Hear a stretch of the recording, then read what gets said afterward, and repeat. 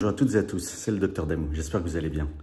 Aujourd'hui, vidéo pour la journée nationale contre le harcèlement scolaire. Eh oui, donc je sais que ça fait un mois ou deux que c'est passé, et qu'on a même eu le temps de changer de gouvernement une ou deux fois depuis que c'est passé, mais j'avais d'autres préoccupations, surtout pour raconter des choses pas les meilleurs moments de mon enfance. Donc j'étais pas pressé. Donc, alors je rigole parce que j'en suis sorti, mais évidemment, tout mon soutien aux enfants et adolescents victimes de harcèlement, parce que quand on est dedans, le temps il peut paraître long.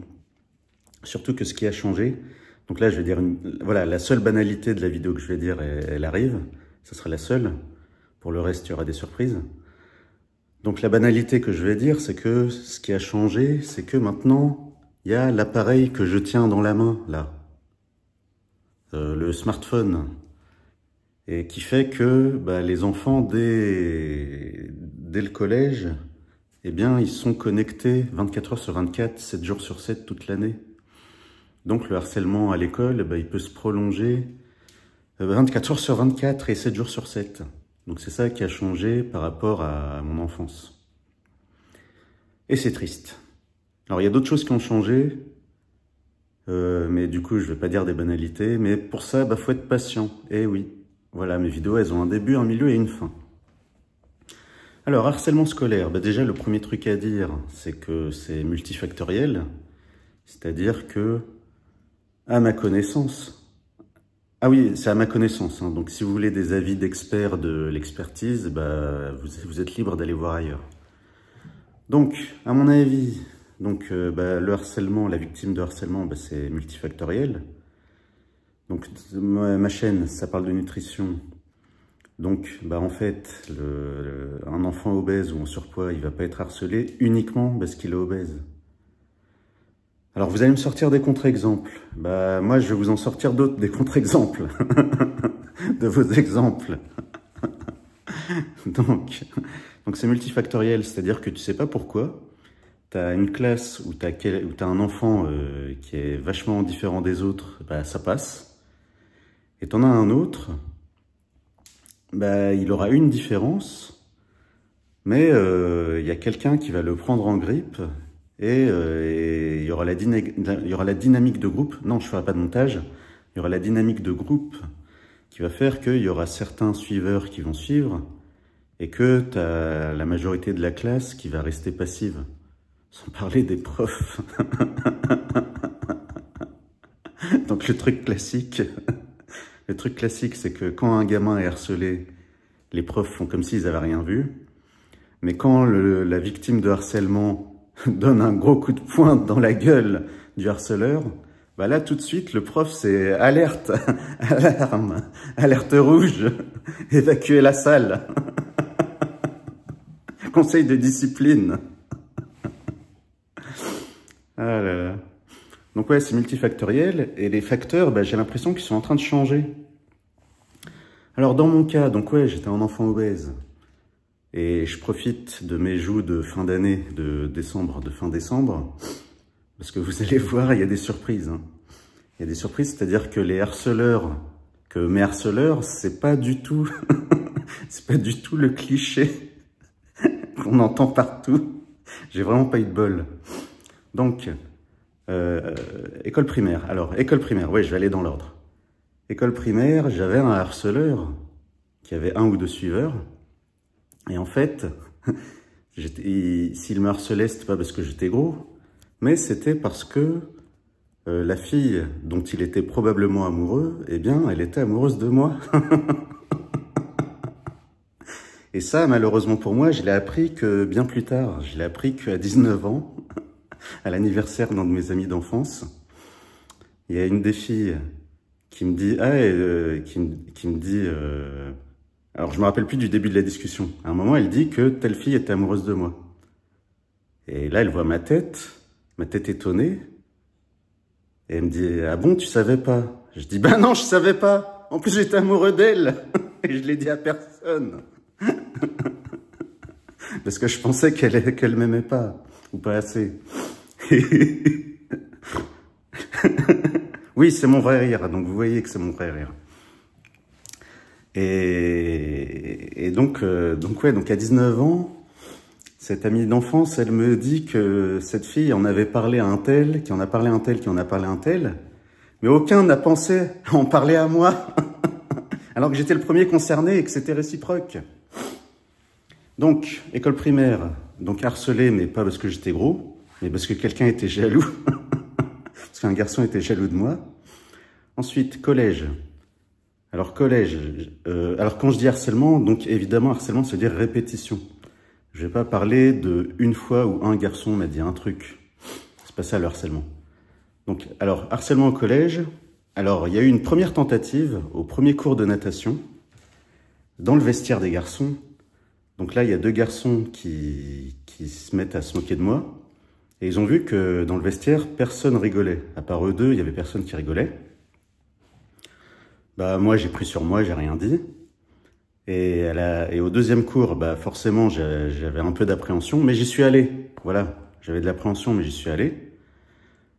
À la fin, donc à la fin, il y en a un des deux qui vient me parler et il me dit que finalement, il arrête. Voilà, que finalement, lui et son pote, ils vont arrêter de se moquer de moi. Et moi, je réponds un truc du genre, que c'est pas grave d'être con. Ouais, je lui ai répondu. Et là, le mec, il prend sur lui, là, il fait sa tête d'énervé, là. Et il fait attention, hein, sinon je recommence. Enfin, il l'a dit avec ses mots à lui. Il a dit que s'il voulait, il pouvait recommencer. Et après, j'ai plus entendu parler d'eux. Pourquoi? Donc voilà, mon public fidèle est habitué à ce que je dise les choses comme elles sont. Eh bien, je suspecte, voilà, mon flair me dit qu'il y a peut-être un lien avec le fait que moi et mes deux potentiels harceleurs, eh bien, on était d'origine maghrébine. Hein, il y aurait peut-être un lien avec ça, avec le fait que j'étais protégé. Et donc, les deux, ils se sont mis à harceler qui? Ils se sont mis à harceler quelqu'un qui n'était pas d'origine maghrébine, et ils l'ont harcelé sur quoi?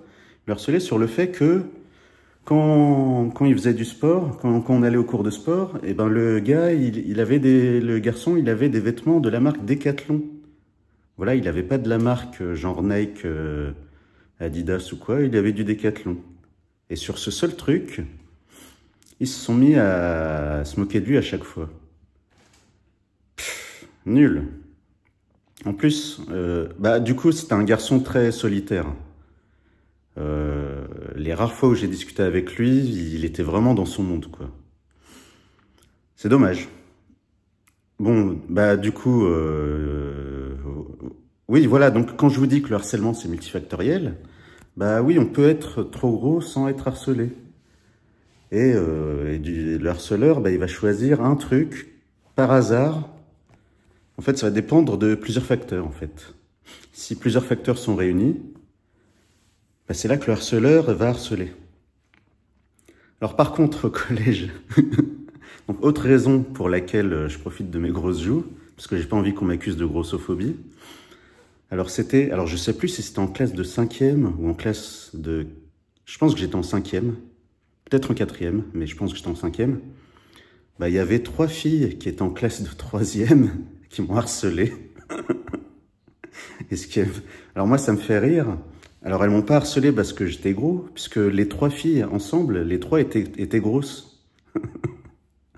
Quand elles venaient vers moi, en fait, dans mes souvenirs, les 3 grosses, oui, je vais les appeler comme ça, voilà, et vous m'accuserez pas de grossophobie. Donc, les 3 grosses, vraiment, elles formaient un mur. C'est-à-dire qu'en plus d'être assez épaisses physiquement, elles étaient tout le temps collées, littéralement collées, soudées les unes aux autres. Ça faisait un mur. Quand elles s'approchaient de moi, ça faisait un mur de graisse. Et en plus, elles étaient moches. Elles étaient moches, c'est au moins elles étaient jolies. Au moins, ça aurait compensé. Hein, j'aurais été harcelé, mais par 3 filles jolies et agréables à regarder. Elles, non. Elles étaient moches. Elles étaient moches, elles avaient donc rien d'autre de mieux à faire que de harceler un petit gros qui avait 2 ans de moins. Hein, vraiment, faut vraiment s'ennuyer dans sa vie. Faut vraiment être mal dans sa tête pour avoir rien de mieux à faire que d'aller emmerder un petit garçon qui a 2 ans de moins. 2 ans de moins, sérieux. Donc du coup, alors dans mes souvenirs, vraiment, j'ai aucun souvenir des mots qu'elle me disait. C'est-à-dire que je voyais le mur de graisse arriver devant moi et j'attendais que ça passe. J'attendais que ça passe. Et si ça passait pas, j'allais voir le pion. Et le pion, évidemment, il faisait rien. Il disait rien. Mais rien que le fait d'être avec lui, ça éloignait le mur de graisse. Donc ça, c'était le premier truc pour les éloigner. Et le deuxième truc qui les éloignait, c'était quand je me mettais à pleurer. Donc au bout d'un moment... alors évidemment, les premières fois où j'ai pleuré, c'était parce que c'était plus fort que moi. Mais au bout d'un moment, je me disais, bon, le pion est pas là, je vais pleurer. Voilà, allez, je vais me faire pleurer, comme ça ils vont se barrer. Et ça marchait. Et ça marchait. Et donc, ce qui était assez paradoxal, c'est que, donc le cliché c'est quoi? Le cliché, c'est que la réaction du harcelé, c'est d'aller se planquer au CDI, la bibliothèque de l'école. Moi, non, en fait, ça dépendait des jours. C'est-à-dire que la plupart du temps, en fait, je jouais au foot dans la cour avec les autres. Mais quand le mur de graisse me harcelait, mes potes étaient pas là. Il y en a aucun qui m'en a parlé. Donc je suis même pas au courant de est-ce qu'ils ont vu ce qui s'est passé ou pas, parce que aucun de mes camarades ne m'en a parlé. C'est un truc de fou. C'est incroyable. Donc vous voyez que je suis pas rancunier, puisque après, à l'âge adulte, je suis devenu médecin et j'ai eu un cabinet de nutrition oui, j'étais nutritionniste et j'aidais des femmes en surpoids ou obèses. Donc vous voyez que je suis pas rancunier, hein, et que j'ai rien contre les grosses. Mais vraiment, les trois, mais qu'est-ce qu'elles étaient moches, quoi. Et c'était même pas une question de couleur de peau, hein, vraiment moche, objectivement moche, quoi. Vous savez, des fois, il y a des gens qui se croient gentils en disant d'une fille trop grosse qu'elle a un beau visage. Et les gens qui disent ça, oui, elle a un beau visage.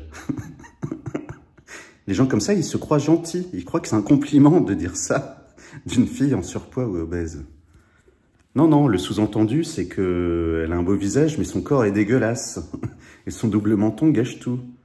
Donc arrêtez de dire d'une fille en surpoids ou obèse qu'elle a un beau visage. Trouve autre chose. Bref, donc ça, c'était le collège.